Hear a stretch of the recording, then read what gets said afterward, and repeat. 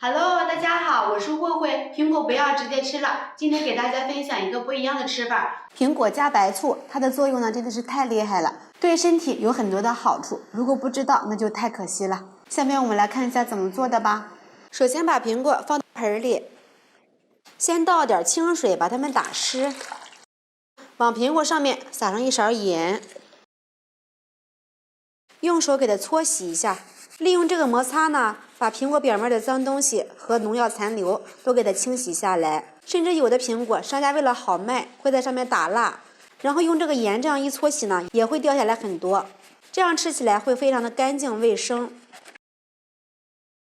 搓洗1分钟左右之后呢，再倒入适量的清水，把它清洗干净。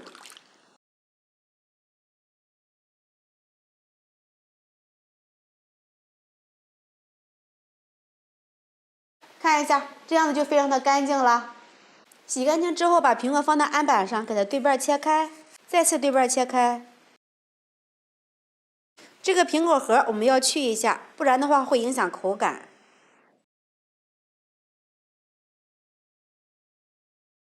用刀切成薄片儿，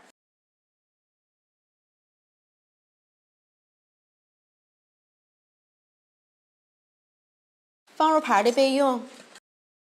再准备一些冰糖放入盘里，准备一个无水无油的密封罐。我们在用的时候呢，最好是用锅蒸一下，这样子可以杀菌消毒。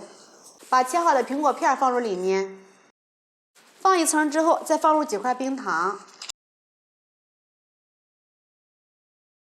这样子重复操作，直到把罐子装满。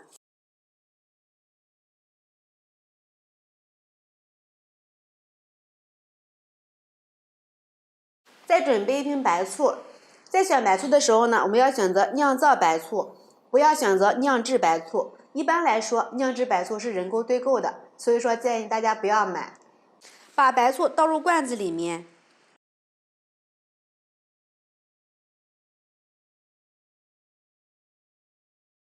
这里我们倒一半就可以了，把盖子密封好。如果说家里的盖子密封不紧的话，可以放上一层保鲜膜，把它放在家里的阴凉处，大约放1个月就可以吃了。这个放的时间越久呢，它会越入味儿，味道会越浓。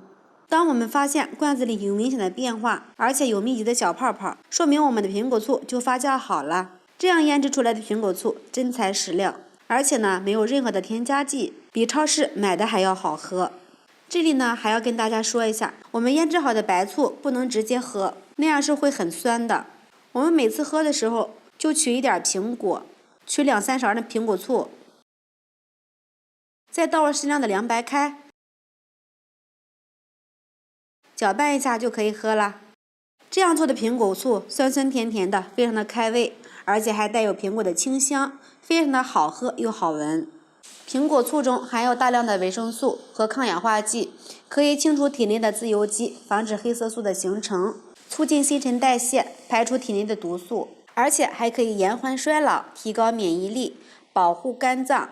苹果醋中的果胶、酵素等酸性成分可以软化血管，降低血脂，杀菌消毒，促进消化液分泌。